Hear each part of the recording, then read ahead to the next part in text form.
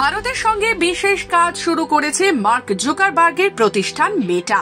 তারা বিশ্বের সব থেকে দীর্ঘ নেটওয়ার্কের কাজ করেছে। এই নেটওয়ার্ক তৈরি করা হচ্ছে কোথায় জানেন? সমুদ্রের নিচ দিয়ে। এই নেটওয়ার্ক যে পথে যাবে সেগুলো হলো আমেরিকা, ভারত, ব্রাজিল, দক্ষিণ আফ্রিকা সহ আরো বেশ কয়েকটি দেশকে সঙ্গে করে মোট 50,000 কিলোমিটার পথ ধরে বসানোর কাজ চলছে এই নেটওয়ার্কের। পৃথিবীর ইতিহাসে এটি হবে প্রথম এই ধরনের নেটওয়ার্ক। যে দেশগুলো দিয়ে এই নেটওয়ার্ক যাবে সেই দেশগুলির সঙ্গেও এটি নিজের যোগসূত্র স্থাপন করবে। মেটার এআই কে এই কাজে ব্যবহার করা হবে বলেই জানা গেছে। এই প্রজেক্টের নাম দেওয়া হয়েছে প্রজেক্ট ওয়াটারওট। এটি শুধু আধুনিক প্রযুক্তি দিয়ে তৈরি করা হয়েছে তাই নয়, মেটা এখানে 24 জোড়া ফাইবারকে সমুদ্রের নিচ দিয়ে বসানোর কাজটি করে চলেছে।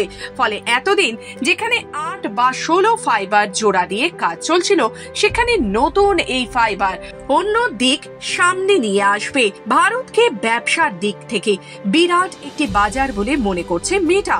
সেই কাজকে তারা এগিয়ে নিয়ে যেতে চাইছে।